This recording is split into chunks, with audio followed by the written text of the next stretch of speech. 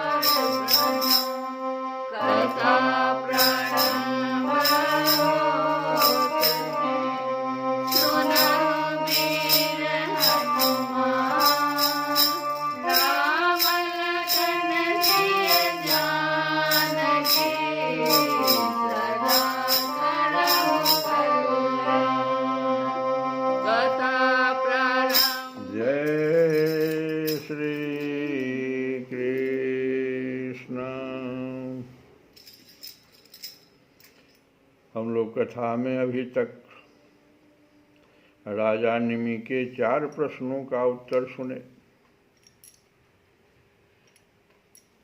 माया का स्वरूप पूछे थे, भागवत धर्म के बारे में जानना चाहते थे और मन को कैसे बस में किया जाए। अब राजा निमि ने अगला महर्षियों से क्या प्रश्न किया, आज उस कथा को हम लोग सुनेंगे। राजा निमि ने पूछा कि महर्षियों, आप लोग परमात्मा का वास्तविक स्वरूप जानने वालों में सर्वश्रेष्ठ हैं। सब लोग परमात्मा का स्वरूप नहीं जानता है, लेकिन जो महर्षि होते हैं वे परमात्मा के वास्तविक स्वरूप को जानते हैं।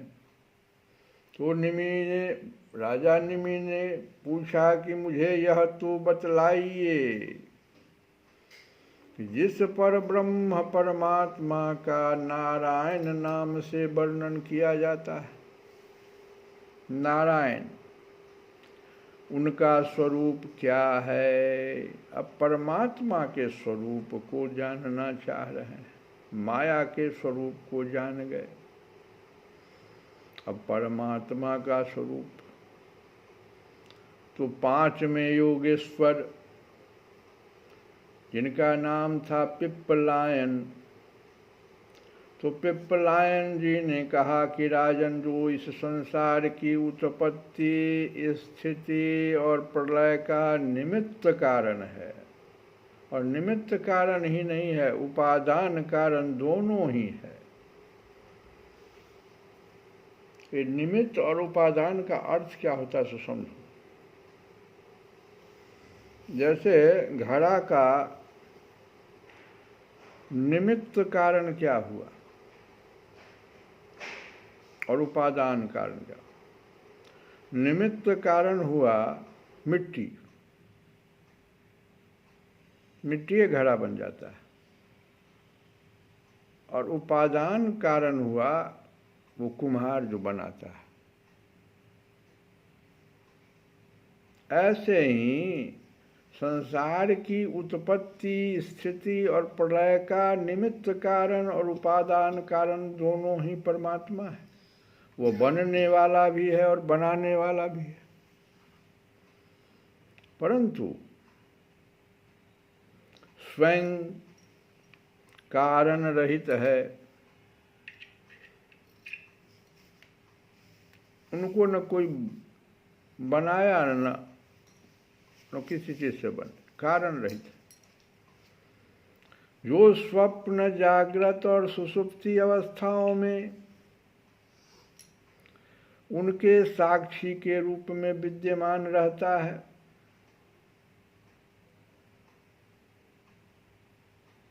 और उनके अतिरिक्त समाधि में भी ज्यों का त्यों एक रस रहता है।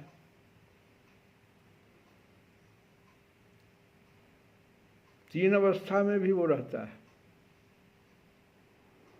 स्वप्न, जागृत और सुषुप्ति अवस्थाओं में साक्षी के रूप में विद्यमान रहता है, और चौथी अवस्था है वो है समाधि की अवस्था। उसमें भी ज्यों का त्यों एक रस रहता है। परमात्मा जिसकी सत्ता से सत्तावान होकर शरीर, ये शरीर हमारा जो है जब मृत रहता है तब देखो कहीं कुछ है इसके पास, लेकिन जिसकी सत्ता से सत्तावान होकर शरीर और इंद्रिय, प्राण और अंतःकरण अपना अपना काम करने में समर्थ होते हैं, उसी परम सत्य वस्तु को हे राजा निमि आप नारायण समझिए।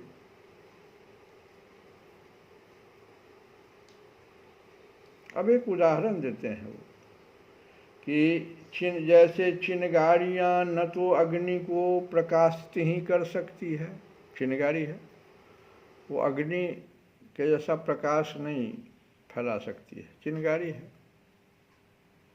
और न जला ही सकती है, चिनगारी है वो जलाएगी क्या, अभी चिनगारी अवस्था में। वैसे ही उस परम तत्व में आत्मस्वरूप में न तो मन की गति है और न वाणी की, नेत्र से देख नहीं सकते और बुद्धि सोच नहीं सकती, प्राण और इंद्रियां तो उनके उसके पास तक नहीं फटक पाती।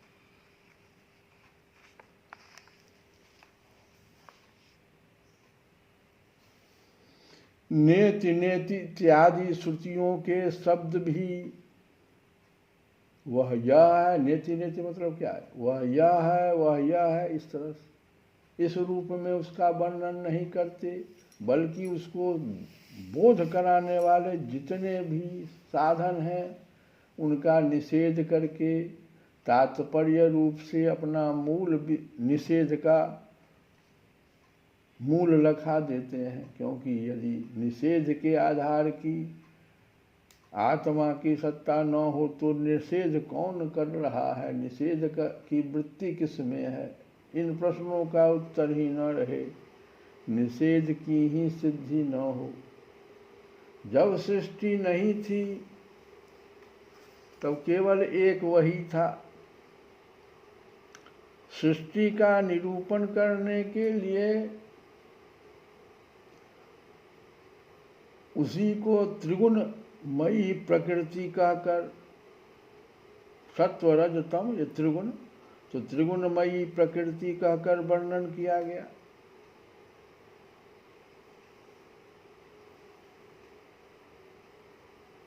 उसी को, परमात्मा को, परमात्मा को ही प्रकृति कहा गया। कब? जब वो तीन गुण धारण कर ली, त्रिगुणमयी हो गई, फिर उसी को ज्ञान प्रधान होने से महत तत्व, क्रिया प्रधान होने से सूत्रात्मा और जीव की उपाधि होने से अहंकार के रूप में वर्णन किया गया। वास्तव में जितनी भी शक्तियां हैं, चाहे वे इंद्रियों के अधिष्ठात्र देवताओं के रूप में हों, चाहे इंद्रियों के उनके विषयों के अथवा विषयों के प्रकाश के रूप में हों, सबका सब वह ब्रह्म ही है। क्योंकि ब्रह्म की शक्ति अनंत है, कहाँ तक कहूँ। जो कुछ दृश्य अदृश्य, कार्य कारण, सत्य और असत्य है, सब कुछ ब्रह्म है। इनसे परे जो कुछ है वह भी ब्रह्म ही है। वह ब्रह्म स्वरूप आत्मा न तो कभी जन्म लेता है और न मरता है, वह न तो बढ़ता है और न घटता है। जितने भी परिवर्तनशील पदार्थ हैं, चाहे वे क्रिया, संकल्प और उनके अभाव के रूप में ही क्यों न हों, सबकी भूत, भविष्यत और वर्तमान सत्ता का वह साक्षी है, सब में है। देश काल और वस्तु से अपरिच्छिन्न है, अविनाशी है। वह उपलब्धि करने वाला अथवा उपलब्धि का विषय नहीं है, केवल उपलब्धि स्वरूप ज्ञान स्वरूप है। जैसे प्राण तो एक ही रहता है, परंतु स्थान भेद से उसके अनेक नाम हो जाते हैं, वैसे ही ज्ञान एक होने पर भी इंद्रियों के सहयोग से उसमें अनेकता की कल्पना हो जाती है। जगत में चार प्रकार के जीव होते हैं। एक अंडा फोड़कर पैदा होने वाले पक्षी हुए, सांप आदि। दूसरे नाल में बंधे पैदा होने वाले, इसमें पशु, मनुष्य ये सब आ जाते हैं। तीसरे हैं जो धरती फोड़कर निकलने वाले हैं, वो उसमें वृक्ष, वनस्पति और चौथे हैं जो पसीने से उत्पन्न होने वाले खटमल आदि।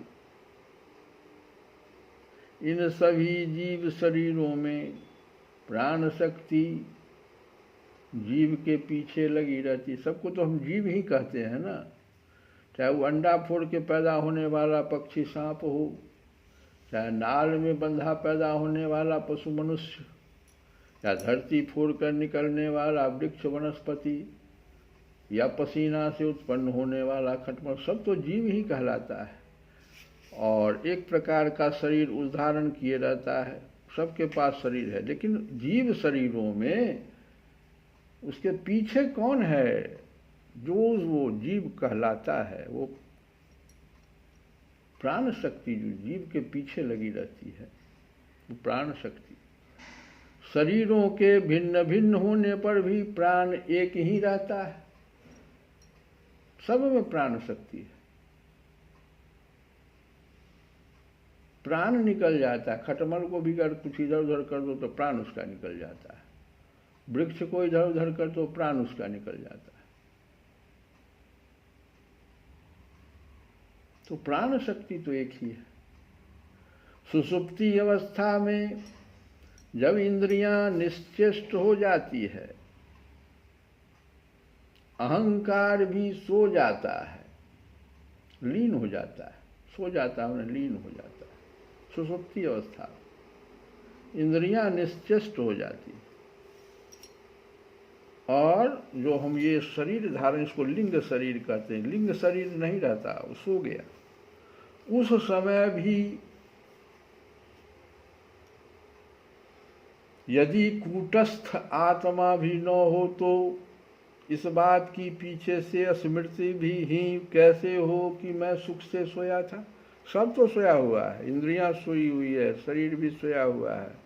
इसके बाद भी जब वह उठता है तो कैसे वह जीव कहता कि मैं आज सुख से सोया? कौन था उसके पीछे जो सब देख रहा था? अनुभूति उसको कराया कि सुख से सोए। पीछे होने वाली यह स्मृति ही उस समय आत्मा के अस्तित्व को प्रमाणित करती है। इसका मतलब आत्मा वहाँ था, इसमें सबका तो नाम लिए, सब सोया हुआ था, लेकिन आत्मा का तो नाम नहीं लिया। तो आत्मा जगा हुआ, आत्मा जो है वही ईश्वर अंश जो थे वो जगे हुए हैं, वही देख लिए कि वो आज सुख से सोया। ये जीव बता दिया, प्रमाणित हो गया कि आत्मा के अस्तित्व को प्रमाणित कर दिया। जब भगवान कमलनाभ के चरण कमलों को प्राप्त करने की इच्छा से तीव्र भक्ति की जाती है, तब वह भक्ति ही अग्नि की भांति गुण और कर्मों से उत्पन्न हुए चित्त के सारे मलों को जला डालती है। सारा मल हमारा जमा कहाँ होता है? चित्त में जाके जमा हो जाता है, वही न कर्म फल बन जाता अगले जन्म का। उस मल को जला देने के लिए भगवान की भक्ति आवश्यक है। चित्त में जो जमा है सारा मल, उसको ये भक्ति जला डालती है।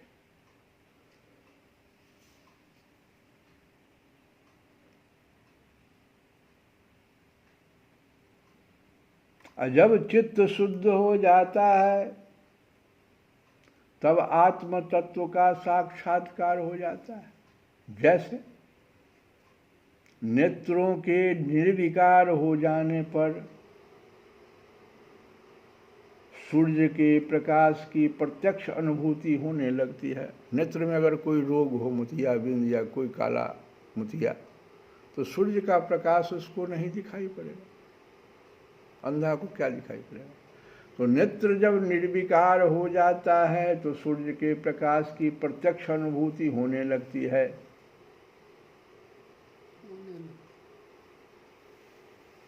तो इस प्रकार से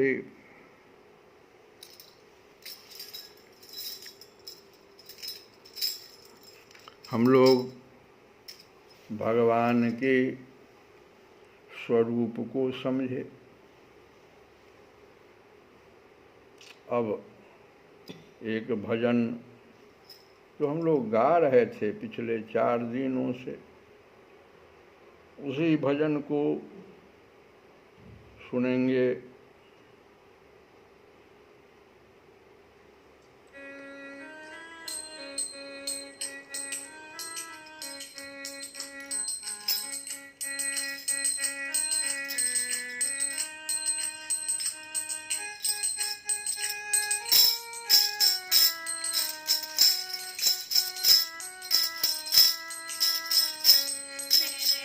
मेरे मन में राम, मेरे मन में राम।